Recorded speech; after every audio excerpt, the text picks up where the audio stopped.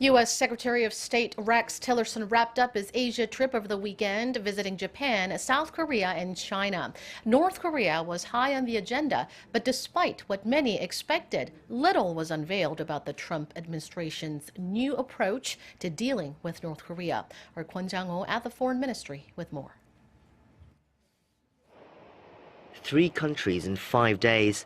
It's been a long and busy week for the U.S. Secretary of State, who began his new job just 2 weeks ago, and his first trip to Asia was dominated by the tricky subject of North Korea.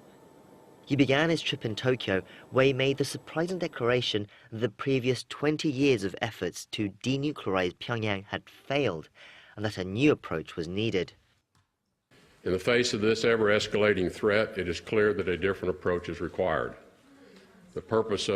Part of the purpose of my visit to the region is to exchange views on a new approach.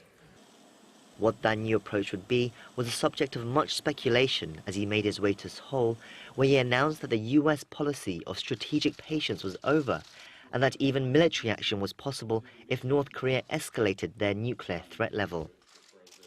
That threw even more attention to the final and perhaps trickiest leg of his trip, China, North Korea's greatest ally. And the looming question was whether Beijing would be open to the U.S.'s new approach. The trip was complicated by a tweet by U.S. President Donald Trump hours before Tillerson was due to arrive in Beijing, which said that China had done little to help in curbing Pyongyang's actions.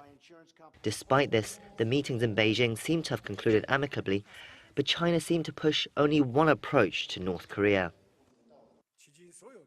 China has stressed or reiterated in clear terms that the parties concerned should resume dialogues and negotiations.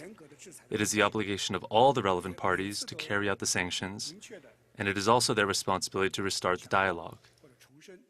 So where does this leave the new approach?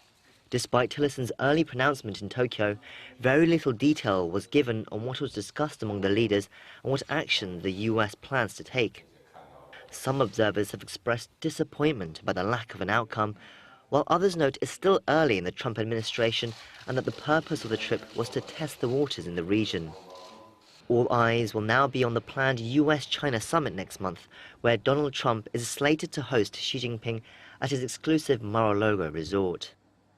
Kwon Jang-ho, Arirang News.